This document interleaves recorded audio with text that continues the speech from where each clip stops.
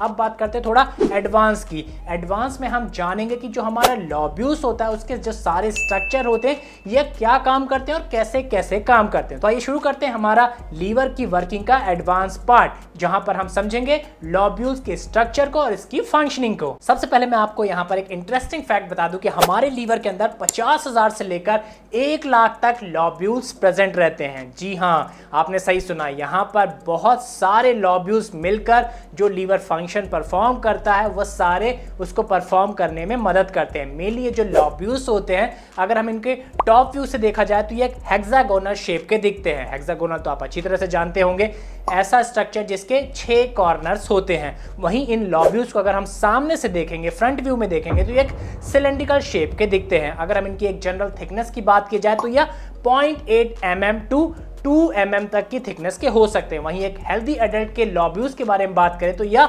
1.5 mm चौड़ाई के होते हैं। यहाँ पर आप हमारे लीवर के लॉब्यूल्स का एक क्रॉस सेक्शनल व्यू देख पा रहे होंगे। जो लॉब्यूल्स होते हैं इनका जैसा स्ट्रक्चर होता है हेक्सागोनल शेप के होते हैं, तो बहुत सारी ये हेक्सागोनल स्ट्रक्चर मिलके हमारे लीवर का निर्माण करते हैं। देखने में ये एक मधुमक्खी के छत्ता, जो हनीकॉम्ब आपने देखा होगा ना, मधुमक्खी के छत्ते होते हैं जिसमें हेक्सागोनल शेप के स्ट्रक्चर होते हैं, उसके अंदर मधुमक्खियां अपना शहद रखती हैं, तो ठीक उसी तरह का स्ट्रक्चर हमारे लॉब्यूल्स का होता है। जब बहुत सारे लॉब्यूल्स को एक साथ हम देखते हैं तो वो एक मधुमक्खी के छत्ते की तरह दिखता है। मेनली क्या होता है, जो ये हनीकॉम्ब वाला स्ट्रक्चर होता है वो आर्किटेक्चर में सबसे डेंस और सबसे स्टेबल, सबसे मजबूत स्ट्रक्चर माना जाता है। तो ठीक इसी तरह का जो स्ट्रक्चर हमारे लॉब्यूल्स का होता है, जिसकी मदद से आपके लीवर का निर्माण होता है। और यहाँ पर एक thin dense irregular connective tissue का एक स्ट्रक्चर होता है जो पूरे लॉब्यूल्स को एक साथ रखता है एक कैप्सूल के अंदर, जिसको ग्लिसन कैप्सूल बोलते हैं। ये जो ग्लिसन कैप्सूल होता है, इसका काम क्या होता है कि जब भी लीवर का साइज बढ़ता है या घटता है तो उस साइज को वो संभाल सके। आपने जैसे कि मैंने आपको बता चुका है कि जो पोस्टप्रेंडियल इफेक्ट होता है उसके अंदर क्या होता है, लीवर के अंदर जब भी हम खाना खाते हैं तो उसमें ज़्यादा ब्लड सप्लाई होती है। तो ब्लड सप्लाई जब ज़्यादा होती है खाना खाने के बाद, तो आपका जो लीवर है वो थोड़ा सा एक्सपेंड हो जाता है, और जब ब्लड वहाँ से निकल जाता है तो लीवर आपका श्रिंक हो जाता है।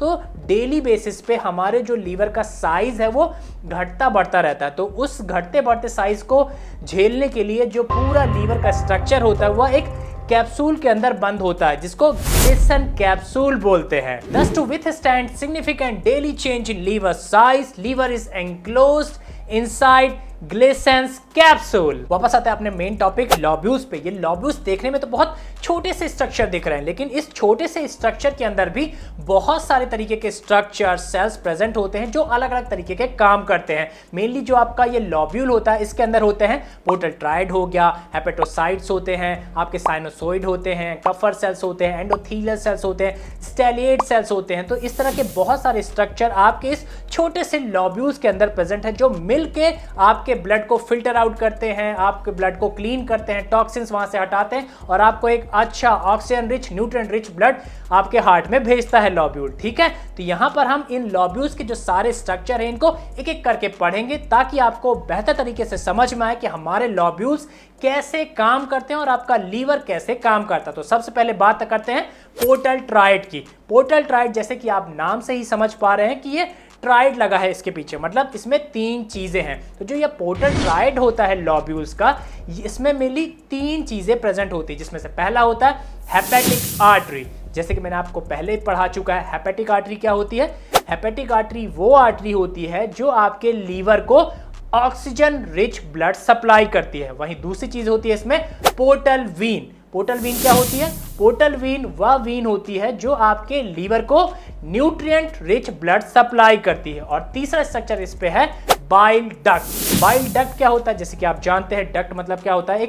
एक पैसेज वे होता है, एक नाली जैसा, एक ट्यूब जैसा स्ट्रक्चर होता है, जिसके माध्यम से हवा या पानी एक स्थान से दूसरे स्थान तक जाते हैं। फॉर एग्जांपल आपने सुना होगा ना, एसी का डक्ट है, ये लिफ्ट का डक्ट है ना। सिंपली यहाँ पर जो ये बाइल डक्ट है, आप इसको इस तरह समझ सकते हैं कि यहाँ पर जो हमारे लॉब्यूल्स ने बाइल बनाया है वह गलियों से होते हुए, जो लॉब्यूल्स के अंदर छोटी छोटी गलियां उससे होते हुए इस बाइल डक्ट में आता है। मेनली बाइल कहाँ से बनता है? जब भी हमारे ब्लड को हमारा लीवर के लॉब्यूल्स फिल्टर करते हैं, क्लीन करते हैं, तो उस ब्लड से बहुत सारे end product, by product, waste product निकलते हैं, टॉक्सिन्स निकलते हैं। तो उन सब की मदद से हमारा लीवर बाइल प्रोड्यूस करता है और ये बाइल इसको इन गलियारों से होते हुए बाइल डक्ट में लेके जाके छोड़ देता है। ठीक है, उस बाइल डक्ट से जब सारे लॉब्यूल्स के जो डक्ट होते हैं एक जगह से कनेक्ट होते हैं और फिर हमारा लीवर उस बाइल डक्ट से बाइल को ले जाके गॉल ब्लैडर में स्टोर करा देता है। और यहाँ पर जो ये बाइल होता है ये येलोइश ग्रीन कलर का दिखता है। और जैसे कि मैं आपको पहले ही बता चुका हूं, ये जो बाइल होता है एक तरह का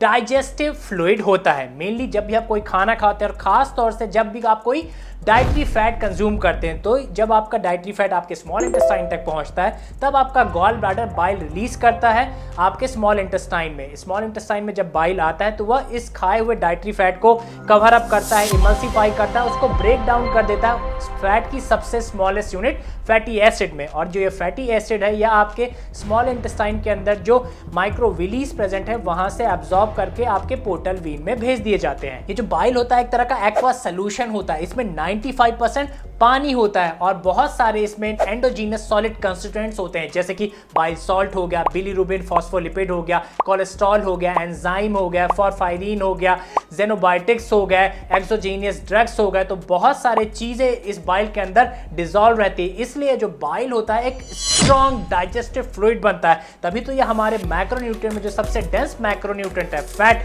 उसको तक ब्रेक डाउन कर सकता है। तो आप देख पा रहे हैं जो बाइल प्रोडक्शन है ये हमारे लीवर का कितना इंपॉर्टेंट फंक्शन होता है। यहां पर तो मैंने सिर्फ आपको दो ही फंक्शन बताए। पहला क्या बताया था कि जो वेस्ट प्रोडक्ट है, जो एंड प्रोडक्ट है, जो टॉक्सिन्स है ब्लड से हट के बाइल बनता है जिससे आपका ब्लड साफ हो गया। दूसरा क्या बताया कि बाइल आपके फैट को तोड़ता है। यहां पर तीसरी इंपॉर्टेंट चीज सुनिए, जो ये बाइल होता है ये आपके कोलेस्ट्रॉल को हटाने का, बॉडी से बाहर निकालने का भी काम करता है। सिंपली क्या होता है, जो एक्स्ट्रा कोलेस्ट्रॉल लीवर ने बनाया वह इस बाइल में मिला देता है। इस कोलेस्ट्रॉल की मदद से भी यह बाइल बनता है, फिर इस गॉल ब्लैडर में जाके स्टोर हो गया, गॉल ब्लैडर से आपके स्मॉल इंटेस्टाइन में चला गया जब भी आपने फैट खाया, और फिर यह आपके लार्ज इंटेस्टाइन में चला गया कोलेस्ट्रॉल, वहां से फिर आपके जो एक्सक्रीट होता है मल, स्टूल के थ्रू ये आपके बॉडी से बाहर निकल जाता है। So the bile is the major route for the elimination of cholesterol. और साथ ही साथ आपका बाइल अगर आपके ब्लड में एक्स्ट्रा अमाउंट में इम्यूनोग्लोबुलिन ए, आईजीए जिसको बोलते हैं, इन्फ्लेमेटरी साइटोकिन्स जैसे सब्सटेंस आ जाएं तो उनको भी हमारे ब्लड से, हमारी बॉडी से बाहर निकालने का काम करता है या बाइल, ताकि आपकी बॉडी एंट्रिक इन्फेक्शन से बच जाए। ये जो इम्यूनोग्लोबुलिन ए, आईजीए होता है ये हमारे बॉडी में एक तरह का एंटीबॉडी होता है, और खास तौर से सबसे ज्यादा अमाउंट में जो एंटीबॉडी हमारे बॉडी के अंदर पाया जाता है वह यही होता है, इम्यूनोग्लोबुलिन ए, आईजीए। मेनली ये हमारे इम्यून फंक्शन को अच्छा करता है, और खास तौर से जो हमारा मुकस मेम्ब्रेन होता है उसके इम्यून फंक्शन को अच्छा रखने के लिए चाहिए ही चाहिए। लेकिन अगर इसका जो परसेंटेज हमारे ब्लड में ज्यादा हो गया, इसका अगर लेवल ज्यादा हो गया तो ये एडवर्स इफेक्ट, उल्टा इफेक्ट करता है। यह ऑटो इम्यून डिसीजेस आपको दे सकता है। ऑटो इम्यून डिसीज क्या होती है, जहां पर आपका जो इम्यून सेल्स है वो आपके हेल्दी सेल्स को खाने लगते हैं। तो एक तो बड़ा गड़बड़ सी बात हो जाती है ना। जैसे ऑटो इम्यून डिसीज का अगर मैं एग्जांपल लूं तो जैसे सेलिएक डिसीज हो गई, ये ऑटो इम्यून डिसीज है। अगर आपके ब्लड में आईजीए का लेवल ज्यादा दिखता है तो ये शो करता है कि आपको लॉन्ग टर्म, लंबे समय से कोई ना कोई इन्फेक्शन है, और खास तौर से कोई क्रोनिक इन्फेक्शन है जैसे कि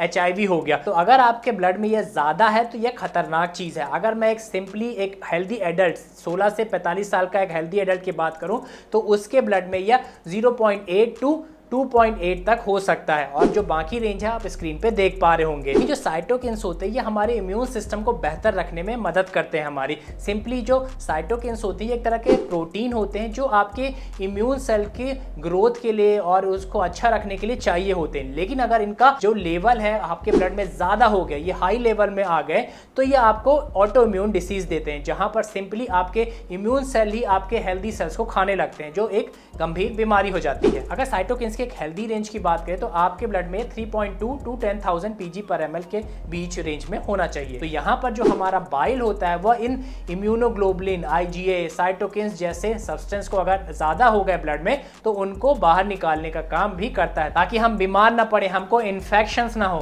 तो देखा, बाइल बहुत सारे काम करता है हमारे बॉडी के अंदर। तो यहाँ पर आपने एक कंप्लीट इंफॉर्मेशन जानी बाइल के बारे में। अब वापस आते हैं अपने मेन टॉपिक लॉब्यूल्स के बारे में, जहां पर हम बात कर रहे थे पोर्टल ट्रॉयड की। तो यहाँ पर जो एक लॉब्यूल होता है उसके 6 कॉर्नर होते हैं। जैसे कि मैंने आपको बताया, जो आपका लॉब्यूल होता है वो हेक्सागोनल शेप का होता है। तो हर जो हेक्सागोनल के एक कॉर्नर है वहां पर एक पोर्टल ट्रॉयड मौजूद होता है। तो इस तरह हेक्सागोनल शेप है, 6 कॉर्नर हुए, तो वहां पर आपको 6 पोर्टल ट्रॉयड एक लॉब्यूल के अंदर देखने को मिलते हैं। जैसे कि आप यहाँ पर एक लॉब्यूल की इमेज देख पा रहे होंगे। तो यहाँ पर आप इमेज देख पा रहे हैं, ये क्रॉस सेक्शनल व्यू है आपके लॉब्यूल्स के एक हिस्से का। जैसे कि आप जानते हैं हमारा जो लॉब्यूल होता है वो हेक्सागोनल शेप का है, हर कॉर्नर पे पोर्टल ट्रॉयड प्रेजेंट है। अगर उस कॉर्नर से हम सेंटर की तरफ आए, लॉब्यूल्स के बीच वाले हिस्से तक आए, तो वहां पर जो एक स्ट्रक्चर आता है वह पूरा अरेंजमेंट आप यहां पर देख पा रहे होंगे। हर लॉब्यूल के जो कॉर्नर है उससे सेंटर तक पूरा ब्लड की प्रोसेसिंग होती है, फिल्टर आउट होते हैं। उस फिल्ट्रेशन के दौरान जो पूरा स्ट्रक्चर प्रेजेंट होता है वह हिस्सा आप यहाँ पर स्क्रीन पे देख पा रहे होंगे। जो ब्लड आता है पूरा फिल्टर आउट होने के बाद लॉब्यूल्स के सेंटर में मौजूद सेंट्रल वीन में जाता है, और सेंट्रल वीन से कहाँ जाता है, आपके हेपेटिक वीन में जाता है, फिर वहां से हार्ट की तरफ जाता है। तो यहाँ पर अगर हम एक हिस्से को देखें उठा के, तो कुछ इस तरह का हिस्सा नजर आता है। उस एक हिस्से में बहुत सारी चीजें मौजूद होती हैं, और उसी हिस्से में से हम पढ़ रहे हैं एक हिस्सा हेपेटोसाइट सेल्स का। तो यहाँ पर सबसे पहले आप हेपेटोसाइट सेल्स की लोकेशन देख लीजिए। जैसे कि आप देख पा रहे हैं काफी बड़े एरिया में हेपेटोसाइट सेल्स मौजूद होते हैं हमारे लॉब्यूल के अंदर। यहाँ पर एक इंटरेस्टिंग फैक्ट आपके साथ शेयर करना चाहूंगा कि हमारे लीवर का 80% 80% हिस्सा आपके हेपेटोसाइट सेल से बना हुआ होता है। जी हाँ, आपके लीवर में 80% तो हेपेटोसाइट सेल्स ही मौजूद होते हैं। इसीलिए तो जो लीवर के सारे बड़े मेजर फंक्शंस हैं, जैसे कि प्रोटीन सिंथेसिस हो गया, प्रोटीन स्टोरेज हो गया, ट्रांसफॉर्मेशन ऑफ कार्बोहाइड्रेट हो गया, synthesis of cholesterol, bile salt, phospholipid हो गए, excretion of endogenous exogenous substance हो गए, आपका डिटॉक्सिफिकेशन हो गया, आपका initiation of formation of bile and secretion of bile, जैसे बहुत सारे फंक्शंस आपके हेपेटोसाइट सेल परफॉर्म कर सकते हैं। इवन आपके जो हेपेटोसाइट सेल्स होते हैं ये आपके कार्बोहाइड्रेट से फैटी एसिड्स बना सकते हैं और फैटी एसिड से ट्राइग्लिसराइड बना सकते हैं। यहाँ पर जो सिंथेसाइज वर्ड होता है इसका मतलब अक्सर लोगों को नहीं पता होता। तो सिंपली यहाँ पर क्या होता है कि जब आप कोई 2 या 2 से अधिक चीज़ों को मिला के कुछ बनाते हैं तो उसको सिंथेसाइज करना बोलते हैं। तो सिंथेसाइज मतलब to make something by combining different things. और एक और खास फंक्शन जो आपके हेपेटोसाइट सेल्स परफॉर्म कर सकते हैं वह है ग्लूकोनियोजेनेसिस। सिंपली ये जो ग्लूकोनियोजेनेसिस होती है एक तरह की ऐसी प्रोसेस है जहां पर आपकी बॉडी ग्लूकोज बना सकती है किसी भी नॉन कार्बोहाइड्रेट कार्बन सबस्ट्रेट से, जैसे कि एमिनो एसिड, ग्लिसरॉल, पायरुवेट से आपकी बॉडी ग्लूकोज बना सकती है। हम जैसे कि जानते हैं कि हमारी जो ब्रेन होता है, हमारी जो बॉडी होती है, इसका जो प्राइमरी सोर्स है फ्यूल का वो होता है कार्बोहाइड्रेट। कार्बोहाइड्रेट जब हमारे अंदर जाते हैं तो यह अपने सबसे स्मॉलेस्ट यूनिट ग्लूकोज में बदलते हैं। यही ग्लूकोज आपके ब्लड स्ट्रीम में आता है, फिर आपको एनर्जी मिलती है। तो यहाँ पर जब भी आपके बॉडी में ग्लूकोज की मात्रा आपके ब्लड में कम हो जाती है तब आपका ब्रेन सिग्नल करता है लीवर को, यह ग्लूकोनियोजेनेसिस प्रोसेस इंड्यूस करती है। तब यहाँ पर आपके लीवर के जो हेपेटोसाइट सेल्स है वह ग्लूकोज बनाते हैं किसी भी नॉन कार्बोहाइड्रेट कार्बन सबस्ट्रेट से, ताकि आपके ब्लड स्ट्रीम में ग्लूकोज आ सके, आपको एक अलर्टनेस मिल सके, एनर्जी मिल सके। यहाँ पर आपके ब्लड में अगर ग्लूकोज का लेवल बहुत नीचे चला जाए तो आपको चक्कर आ सकता है, आप गिर सकते हैं। तो इस कंडीशन से बचने के लिए हमारे बॉडी के अंदर ग्लूकोनियोजेनेसिस प्रोसेस इंड्यूस कर सकता है आपके लीवर के लोब्यूल के अंदर प्रेजेंट हेपेटोसाइट सेल्स। और जैसे कि आप जानते हैं कि हमारा लीवर डिटॉक्सिफिकेशन कर सकता है, कहने का मतलब हमारे ब्लड के अंदर जो टॉक्सिन्स हैं, जो हार्मफुल चीजें हैं, उसको बॉडी से बाहर निकाल सकता है। तो सिंपली जो डिटॉक्सिफिकेशन प्रोसेस होती है उसको परफॉर्म करने के लिए भी यहाँ पर हेपेटोसाइट सेल्स होते हैं। सिंपली जैसे कि जो टॉक्सिन्स है, फॉर एग्जांपल अगर आपके ब्लड में जो अमोनिया आ गया उसको यूरिया में कन्वर्ट कर सकता है, नॉन टॉक्सिक सब्सटेंस में कन्वर्ट करता है। तो ये भी जो कन्वर्शन होता है यह आपके हेपेटोसाइट सेल्स ही करते हैं। और जैसे कि मैंने आपको बताया था कि हमारे बॉडी में जितनी भी कोलेस्ट्रॉल की नीड होती है हमारा लीवर उसको खुद बना सकता है। तो यहाँ पर जो लीवर के ये हेपेटोसाइट सेल्स होते हैं ये कोलेस्ट्रॉल बनाते हैं। मेनली कैसे बनाते हैं, या एसिटेट को सिंथेसाइज करके आपका ये कोलेस्ट्रॉल बनाते हैं और फिर इसी कोलेस्ट्रॉल को सिंथेसाइज करके बाइल सॉल्ट बनाते हैं और फिर इन बाइल सॉल्ट में कुछ एडिशनल सबस्ट्रेट को ऐड करके, जैसे कि बिलिरुबिन हो गया, फॉस्फोलिपिड्स हो गए, इनको ऐड करके या बाइल बनाते हैं। और बाइल तो आप जानते हैं, जैसे कि आप बता चुका हूं मैं, कि यह बहुत ही अच्छा डाइजेस्टिव फ्लूइड होता है, बहुत ही स्ट्रॉन्ग डाइजेस्टिव फ्लूइड होता है जो आपके फैट को ब्रेक डाउन कर सकता है। तो यहाँ पर आपने समझ लिया हेपेटोसाइट सेल्स के बारे में। अब बात करते हैं हमारे लोब्यूल्स के अंदर प्रेजेंट साइनोसॉइड के बारे में। तो सबसे पहले यहाँ पर आप इस इमेज में साइनोसॉइड की लोकेशन देख लीजिए और उसको समझ लीजिए। जो आपको यहाँ पर सेंट्रल में डार्क पिंक कलर का स्ट्रक्चर दिख रहा है उससे हम साइनोसॉइड बोलते हैं। ये जो साइनोसॉइड होता है एक तरह की ब्लड वेसल होती है, और उसमें भी डिटेल में बात करें तो कैपिलरी टाइप की ब्लड वेसल, इसलिए इस साइनोसॉइड को बहुत सारी मेडिकल बुक्स में साइनोसॉइड कैपिलरी भी बोलते हैं। अगर आपको नहीं पता कि कैपिलरीज क्या होती है तो इसके बारे में मैंने डिटेल में वीडियो बनाया, मेक श्योर आप इस वीडियो को जरूर देख लें, तभी आपको अच्छी तरह से समझ में आएगा कि ब्लड वेसल्स क्या होती हैं, कैपिलरीज क्या होती है। तो ये जो साइनोसॉइड है, जिसको साइनोसॉइड कैपिलरी भी बोलते हैं, इसका मेन काम क्या होता है कि यहाँ पर मिक्सिंग होती है ब्लड की। और कैसी मिक्सिंग? जो ऑक्सीजन रिच ब्लड आपकी हेपेटिक आर्टरी से आ रहा है आपके लीवर के अंदर, और जो आपका न्यूट्रिएंट रिच ब्लड आ रहा है आपके लीवर के अंदर पोर्टल वीन के थ्रू, ये दोनों आपस में इस साइनोसॉइड के अंदर मिक्स होते हैं। और जो बाकी स्ट्रक्चर प्रेजेंट है आपके लोब्यूल्स के, वह इस ब्लड को साफ करते हैं, फिल्टर करते हैं, टॉक्सिन्स हटाते हैं, वेस्ट हटाते हैं। और फिर जब यह ब्लड साफ हो जाता है, क्लियर हो जाता है, फिल्टर हो जाता है और अच्छी तरह से ऑक्सीजन रिच और न्यूट्रिएंट रिच ब्लड दोनों मिल जाते हैं, तो यहाँ से यह आगे चला जाता है सेंट्रल वीन में, जैसे कि आप यहाँ पर देख पा रहे होंगे। यहाँ पर मैं आपको एक खास चीज बताना चाहूंगा साइनोसॉइड के बारे में, कि हमारे शरीर के बाकी हिस्सों में जितनी भी कैपिलरीज मौजूद है उसमें से यह साइनोसॉइड कैपिलरी सबसे एडवांस होती है, सबसे ज्यादा क्षमतावान होती है। क्योंकि जो साइनोसॉइड कैपिलरी होती है इसके लाइनिंग में specialised endothelial cells, Kupffer cells मौजूद होते हैं, जो कि काफी पोरस हैं, ज्यादा छिद्रवान है, जिसके कारण आपका जो ब्लड है वो बड़े डीप क्लीन होता है, बड़े अच्छे से फिल्टर होता है। और खास तौर से साइनोसॉइड जो ब्लड बोर्न वेस्ट होते हैं, जैसे कि बैक्टीरिया, पैथोजेंस, वायरस, इन सब को हटा के ब्लड को अच्छे से फिल्टर करता है, साफ करता है। यहाँ पर आप देख पा रहे हैं साइनोसॉइड की लोकेशन। ये ब्लड को साफ करने के बाद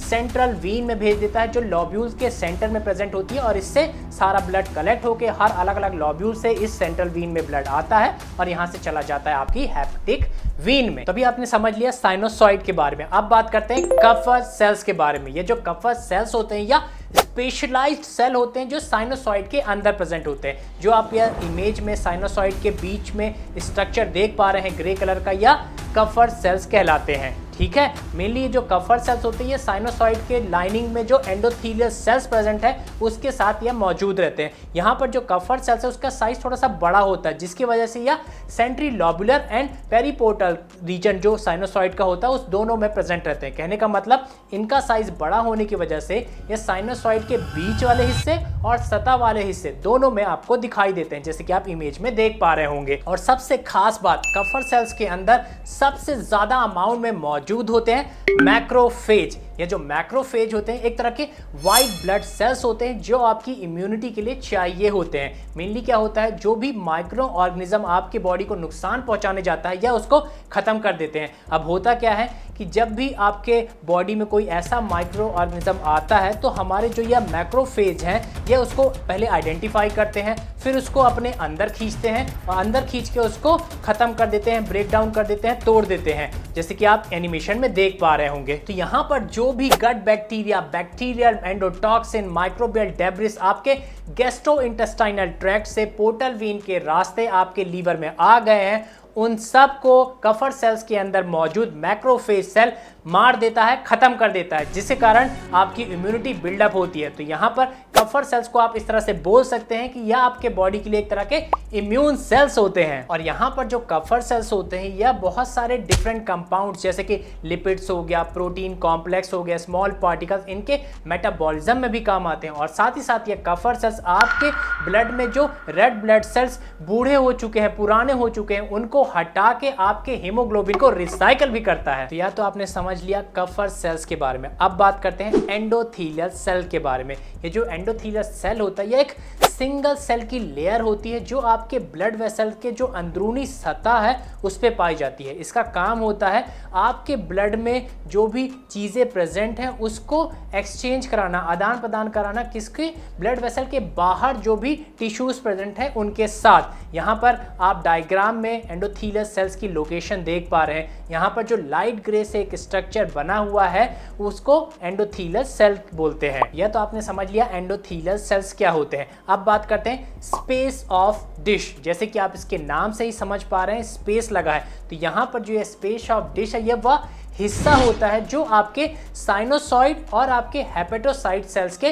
बीच में प्रेजेंट रहता है, जैसे कि आप इसको इमेज में देख पा रहे होंगे। यहाँ पर जो इस स्ट्रक्चर के अंदर आप स्पेस ऑफ डिश देख पा रहे हैं इसके अंदर मौजूद होते हैं हेपेटिक स्टेलिएट सेल। ये जो स्टेलिएट सेल होते हैं इनकी खासियत यह होती है कि एक तरह की ये स्पेशलाइज्ड सेल होते हैं जो आपके बॉडी में फैट स्टोर करके रख सकते हैं। और यहाँ पर यह फैट सलूबल जो विटामिन होते हैं जैसे कि विटामिन ए हो गया, विटामिन डी हो गया, विटामिन ई हो गया, विटामिन के हो गया, यह उन सब को भी स्टोर करके रख सकता है। जैसे कि आप यहाँ पर स्टेलिएट सेल्स हैं उनकी भी में लोकेशन देख पा रहे होंगे। सो यहाँ पर आपने लोब्यूल्स के अंदर जो जो स्ट्रक्चर प्रेजेंट होते हैं वो सारे देखे और समझे। आई होप आपको सारी चीजें बहुत अच्छी तरह से समझ में आ गई होंगी। अगर आपको चीजें अच्छी तरह नहीं समझ में आई तो मेक श्योर इस वीडियो को बार बार देखें, रिवाइंड करके देखें और अपने नोट्स बनाइए, तब आपको ये चीजें बड़ी अच्छी तरह से समझ में आ जाएंगी। मैं आपको यहाँ पे समराइज कर देता हूँ कि तो सिंपली जो ब्लड सप्लाई आपके लीवर में आई तो हम जानते हैं कि लीवर के अंदर बहुत सारे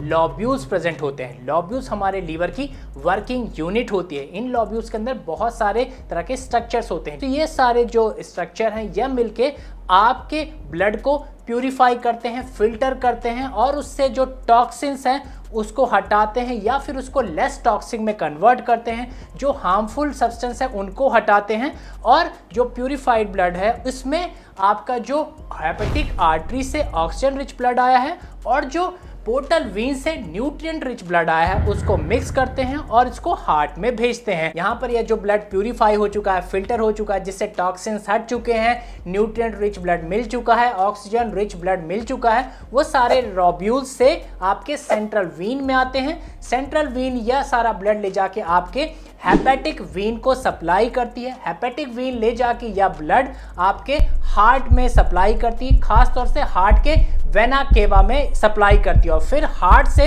यह ब्लड पूरे शरीर में डिस्ट्रीब्यूट होता है। ठीक है, और यहाँ पर एक और चीज़ मैं आपको बता दूं कि जब लीवर हमारे ब्लड को फिल्टर करता है, क्लीन करता है, टॉक्सिन्स को हटाता है, तो यहाँ पर कई सारे वेस्ट प्रोडक्ट बचते हैं, एंड प्रोडक्ट बचते हैं, बाई प्रोडक्ट बचते हैं। तो उन waste product, end product, by product से हमारा लीवर बाइल को प्रोड्यूस करता है। बाइल एक तरह का फ्लूइड होता है जो हमारे डाइजेस्टिव सिस्टम में जाता है, हमारे जो भी हमने चीज़ें खाई है उसको ब्रेक डाउन करता है। जो हमने मैक्रोन्यूट्रिएंट खाए हैं जैसे प्रोटीन का, फैट, उनको ब्रेक डाउन करता है। सिंपली यहाँ पर खास तौर से हमारा जो बाइल होता है हमारा लीवर प्रोड्यूस करता है लोब्यूल्स के अंदर, उसको बाइल डक्ट के थ्रू हमारे गॉल ब्लाडर तक ले जाता है। गॉल ब्लाडर में इस बाइल को स्टोर करा देता है और जब भी, खास तौर से जब हम ऐसा कोई फूड खाते हैं जिसमें फैटी सब्सटेंस ज़्यादा हो, वो फैट अब जब हमारे स्मॉल इंटेस्टाइन में पहुंचता है तो हमारा गॉल ब्लाडर बाइल रिलीज करता है स्मॉल इंटेस्टाइन में।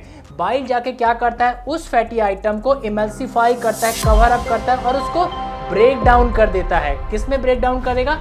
फैट की सबसे smallest unit fatty acid, glycerols में ब्रेक डाउन करेगा, ताकि ये हमारे जो स्मॉल इंटेस्टाइन के माइक्रोविली है उसमें एब्जॉर्ब होकर हमारे ब्लड स्ट्रीम में मिल जाएं। और यहाँ पर जैसे कि आपको मैं बता चुका हूँ, बाइल एक तरह का वेस्ट प्रोडक्ट है जो हमारे ब्लड से निकला हुआ है। ठीक है, ब्लड में जो भी वेस्ट प्रोडक्ट था, जो हार्मफुल प्रोडक्ट थे, जो टॉक्सिन्स थे, उससे आपका ये बाइल बना। तो बाइल में बहुत सारी इम्प्योरिटीज़ हैं, बहुत सारे टॉक्सिन्स भी हैं, हार्मफुल चीज़ें हैं। तो इस प्रोसेस जब ये आपके स्मॉल इंटेस्टाइन में जाता है तो स्मॉल इंटेस्टाइन में अपना काम किया, फैट को ब्रेक डाउन किया और फिर यह आपके लार्ज इंटेस्टाइन में चला जाता है और फिर यह हमारे जो स्टूल होता है, जो फेसेस जिसको बोलते हैं, जो आपका मल होता है, उसके थ्रू हमारे शरीर से बाहर बाहर निकल जाता है। और यहाँ पर एक और खास चीज मैं आपको बता दूं, जब हमारा लीवर हमारे ब्लड में जो टॉक्सिन्स प्रेजेंट है, जो जहरीले पदार्थ प्रेजेंट है, उनको नहीं हटा पाता ब्लड से, तो वो उनको लेस टॉक्सिक में कन्वर्ट कर देता है, मतलब कम जहरीले पदार्थ में कन्वर्ट कर देता है। फॉर एग्जांपल जैसे कि अमोनिया टॉक्सिक है, उसको यूरिया में कन्वर्ट कर दिया, जो कि लेस टॉक्सिक है हमारे शरीर के लिए। और यह ब्लड आपके हेपेटिक वेन से आपके हार्ट में चला जाता है और हार्ट से यह ब्लड आपके सारे शरीर में डिस्ट्रीब्यूट होता है। और यहाँ पर एक और चीज़ आप जान सकते हैं कि जैसे मैंने आपको बताया कि यूरिया यहाँ पर आ गया आपके ब्लड में, तो क्या होता है कि हमारे शरीर में और भी ऑर्गन होते हैं जो हमारे ब्लड को प्यूरिफाई करते हैं, जैसे कि आपका किडनी। तो यहाँ पर क्या हुआ, ऐसा ब्लड जो आपके हार्ट के थ्रू डिस्ट्रीब्यूट हो रहा है पूरे शरीर में, तो यहाँ पर हार्ट क्या निकलती है, एओर्टा। एओर्टा में यह ब्लड गया, एओर्टा से ये आपके एब्डोमिनल एओर्टा में गया, एब्डोमिनल एओर्टा से एक रेनल आर्टरी निकलती है। रेनल आर्टरी यह ब्लड ले जाके आपके किडनी को सप्लाई कर देती है। किडनी आपके इस ब्लड को जिसमें यूरिया है उसको फिल्टर आउट करती है, यूरिया को वो यूरिन में कन्वर्ट करती है और आपके शरीर से बाहर निकाल देती है। तो यहाँ पर आप देख पा रहे हैं कि आपका जो ब्लड है वो प्यूरिफाई होता है लीवर के अंदर, उससे जो अच्छा ब्लड बना वो हमारे शरीर में सर्कुलेट होता है, और जो वेस्ट प्रोडक्ट है वो बाइल के थ्रू बाहर निकल गए या फिर वो ब्लड में मिल गए, जिसको हमारी किडनी ने फिल्टर आउट करके यूरिन के थ्रू हमारे शरीर से बाहर निकाल दिया। तो यह पूरी प्रोसेस होती है कि हमारा लीवर कैसे ब्लड को क्लीन करता है, फिल्टर आउट करता है और हमें एक अच्छा nutrient rich, oxygen rich, harmless blood पूरे शरीर में भेजता है। ठीक है, आई होप आप अच्छी तरह से समझ गए होंगे कि हमारा लीवर कैसे हमारे ब्लड को क्लीन करता है। अगर आप नहीं समझे तो मैं आपको एक एग्जांपल की मदद से समझाता हूं। यहाँ पर सिंपली क्या होता है, जब आप कोई ऐसा चीज कंज्यूम करते हैं जिसमें प्रोटीन है, मान लीजिए फॉर एग्जांपल आप मीट कंज्यूम कर रहे हैं, चिकन खा रहे हैं, फिश खा रहे हैं, तो हमारा जब यह प्रोटीन हमारे स्मॉल इंटेस्टाइन में गया तो स्मॉल इंटेस्टाइन में क्या होता है, सबसे स्मॉलेस्ट यूनिट में टूटता है यह प्रोटीन। सबसे स्मॉलेस्ट यूनिट क्या होती है प्रोटीन की, एमिनो एसिड। हमारे स्मॉल इंटेस्टाइन में जो हेल्दी बैक्टीरिया प्रेजेंट है वह इस प्रोटीन को सबसे स्मॉलेस्ट यूनिट में तोड़ते हैं, एमिनो एसिड में तोड़ते हैं। तो यहाँ पर जब बैक्टीरिया इनको तोड़ते हैं एमिनो एसिड में सबसे स्मॉलेस्ट यूनिट में, तो कुछ एमिनो एसिड बच जाते हैं, लेफ्ट ओवर हो जाते हैं, और इस दौरान क्या प्रोड्यूस हो जाता है, अमोनिया। ये जो अमोनिया होता है ये एक तरह का नाइट्रोजीनियस वेस्ट होता है, यह एक तरह का टॉक्सिन होता है, यह हमारे शरीर के लिए हार्मफुल है, यह जहरीला है। ठीक है, अगर यह हमारे ब्लड में ज्यादा रहता है तो यह हमारे ब्लड के पीएच को बहुत बढ़ा देता है, जिससे हमारे शरीर को बहुत खतरा होता है। और यह अमोनिया हमारे स्मॉल इंटेस्टाइन में एब्जॉर्ब होके हमारे जो पोर्टल वेन, जो ब्लड सप्लाई कर रही है लीवर को, कैसा ब्लड, न्यूट्रिएंट रिच ब्लड, उसमें मिल जाते हैं और लीवर तक पहुंच जाते हैं। लीवर में जब अमोनिया आया तो जो लीवर के अंदर लोब्यूल्स प्रेजेंट है और लोब्यूल्स के अंदर जो बहुत सारी स्ट्रक्चर प्रेजेंट है उसको हटाते हैं। लीवर क्या करता है, टॉक्सिन्स को हटाता है या फिर उसको लेस टॉक्सिन में कन्वर्ट कर देता है। तो ये जो अमोनिया आपके लीवर में पहुंच गया है ब्लड के थ्रू, हमारा लीवर उस अमोनिया को कन्वर्ट कर देता है यूरिया में। जो यूरिया होता है वो लेस टॉक्सिक होता है एज कंपेयर टू आपके अमोनिया से, और फिर इसको आपके उस ब्लड के साथ मिला देता है जो न्यूट्रिएंट रिच भी है और जिसमें ऑक्सीजन भी है। न्यूट्रिएंट रिच और ऑक्सीजन रिच कैसे आया, हेपेटिक आर्टरी आपके लीवर को ऑक्सीजन रिच ब्लड सप्लाई करती है और आपके पोर्टल वेन आपके लीवर को न्यूट्रिएंट रिच ब्लड सप्लाई करती है। दोनों आके हमारे लीवर में मिलते हैं, लीवर हम इनको मिक्स करता है अच्छे से और यहाँ पर वेस्ट टॉक्सिन्स हटाता है, और यह ब्लड आपके हार्ट में जाता है और हार्ट इस ब्लड को आपके एओर्टा में भेजता है, आपके एब्डोमिनल एओर्टा में भेजता है, फिर वहाँ से रेनल आर्टरी में जाता है और रेनल आर्टरी से आपकी किडनी में पहुँचा। किडनी क्या करती है, इस ब्लड को जिसमें यूरिया है उसको कन्वर्ट कर देती है आपके यूरिन में और अच्छा ब्लड बॉडी को सप्लाई कर देती है, और जो वेस्ट है उसको यूरिन में बदल दी और यूरिन हमारे ब्लैडर जो होता है उसमें स्टोर करा दी और फिर हमारे ऑर्गन्स के थ्रू जो रिप्रोडक्टिव ऑर्गन है उससे बाहर निकल जाता है। सो एक स्ट्रेट लाइन में बताऊं तो लीवर हमारे ब्लड को फिल्टर करता है, ब्लड फिल्टर करने के बाद ये अच्छे ब्लड को आपके हार्ट में भेज देता है, और जो उस ब्लड से वेस्ट प्रोडक्ट निकला उसको या तो बाइल बना देगा या बाइल की तरफ भेज देगा या फिर उसको ब्लड में मिला देगा, कैसा, लेस हार्मफुल, लेस टॉक्सिक बना के। तो इस तरह से पूरा क्लीनिंग प्रोसेस होता है। आई होप आप अच्छी तरह से समझ गए होंगे। अब बस ये वीडियो काफ़ी लंबा हो चुका है, अगर आप इस वीडियो में अभी तक बने हैं तो मुझे कमेंट पे यस लिख के ज़रूर बताइए। मैं यहाँ पर आपके पेशेंस, आपके सीखने के जुनून को सैल्यूट करना चाहूंगा। यहाँ पर अगर आप फिटनेस इंडस्ट्री में आना चाहते हैं, फ्रीलांसिंग करना चाहते हैं, लोगों की मदद करते हुए अच्छा पैसा कमाना चाहते हैं, तो मेक श्योर आप हमारे जो स्पेशल कोर्सेज हैं, advance personal trainer certification course और स्पेशलाइज्ड न्यूट्रिशन सर्टिफिकेशन कोर्स, इनका हिस्सा बनिए। इन कोर्सेज के अंदर आपको बहुत कुछ सीखने को मिलेगा और जो सीखता है वही जिंदगी में आगे बढ़ता है। सब्सक्राइब